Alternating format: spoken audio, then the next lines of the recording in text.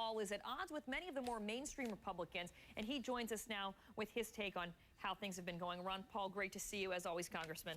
Thank you. Nice to be with you. You saw the speeches last night.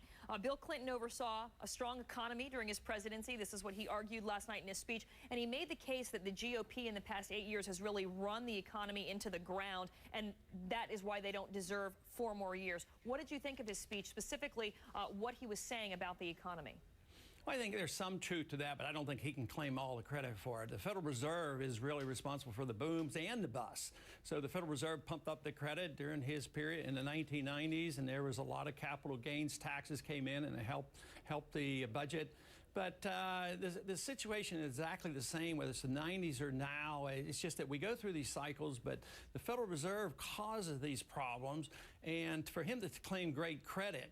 But the Republicans come up short. They talk about balanced budgets and smaller government, and then we put them in power, and look at what happens. The deficits explode, and now they're on the short end. The economy turned down, but it wasn't the fact that just George Bush was in office. It was due to turn down because that's the consequence of what happens when you create an artificial bubble. Do you think it's a valid argument, though, that a John McCain administration would be a 4-year extension of the Bush administration? Sure, but I think that's what's going to be happening with Obama, too. There's no difference. Their foreign policies are identical. They want more troops in Afghanistan. They want to send more support to Georgia to protect the oil line there. Neither one says bring home the, the troops from Iraq from the bases. You know, the bases are going to stay there. The embassy as big as the Vatican, that's going to remain. So their foreign policies are exactly the same. They're both very, very aggressive with Iran. So I would say there's no difference. And you were the one, of course, in the primaries and at the debates that the only Republican really opposed to Iraq, calling for a the Iraq War, calling for a pullout of troops. How would you handle these global threats then if it's not to send our troops there and make sure that we're protected? Well, we create the threats. Why are we on the borders of Russia provoking the Russians? I mean, the Georgians initiated the military attack against these enclaves where they were mostly Russian. So it's sort of like the Russians being on the border of Mexico and then us, blaming ourselves. No, it's the fact that we're over there that we create these crises. Isn't it part of our duty, though, to support these fledgling democracies that ask for our help, which is what Georgia did?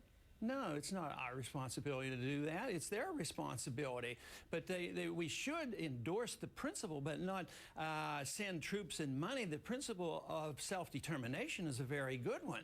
But once we get over there, we just aggravate the situation. What did we do? We did exactly the opposite in Yugoslavia. We bombed Serbia in order for Kosovo to become independent. Now the Russians are doing the same thing, and then we're on the opposite side. It's this total inconsistency, absolute interference when we should not be there, and we don't have any money to do this, and we don't even have any troops. If we really needed our troops to go into Georgia, we didn't even have them available, which proves my point that we are undermining our national defense with the foreign policy that we have. We're out of time. I have to let you go, but I just want to ask you one quick thing. Are you going to be telling your supporters, and you had many, many of them, to back either one of these candidates?